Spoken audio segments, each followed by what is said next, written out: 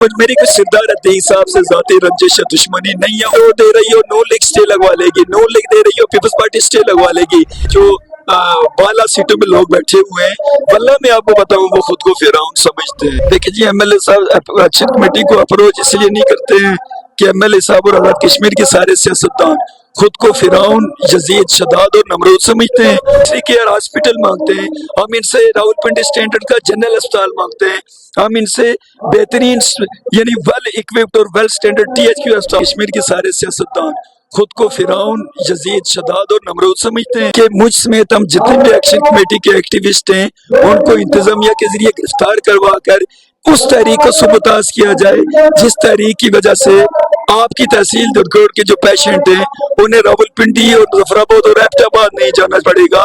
हम इनसे tertiary care hospital मांगते हैं, हम इनसे रावलपिंडी स्टैंडर्ड का जनरल अस्पताल मांगते हैं, हम इनसे बेहतरीन यानी वेल इक्विप्ड और वेल स्टैंडर्ड THQ अस्पताल मांगते हैं। तो ये आपके सामने आपको पता है हमें किन किन अलकाबात से नवाजते हैं। और ये कभी गद्दार कहते हैं, कभी इंडियन एजेंट कहते हैं, कभी कुछ कहते हैं, और इंतहाई चीप लैंग्वेज ये एक्स प्राइम मिनिस्टर साहब के बेटे ने इस्तेमाल की। मैं उनका नाम लेना मुनासिब नहीं समझता क्योंकि शायद मेरा प्रोटोकॉल भी ये नहीं है।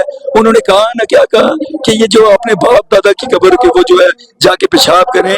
पहली बात तो ये कि इनको एथिक्स ही नहीं है, इनके अंदर सिविलाइजेशन ही नहीं है, इनका कोई पॉलिटिकल करैक्टर ही नहीं है, इनकी कोई पॉलिटिकल डायमेंशन ही नहीं है, इनका कोई क्लियर पॉलिटिकल विजडम या कोई क्लियर सियासी निजाम या पॉलिटिकल एजेंडा ही नहीं है। तो मुझे बताएं इनसे क्या बात करेंगे आप? जो हुकूमती मशीनरी है उसका एक उमूमी रवैया है, ये किसी एक DSP साहब की बात नहीं है।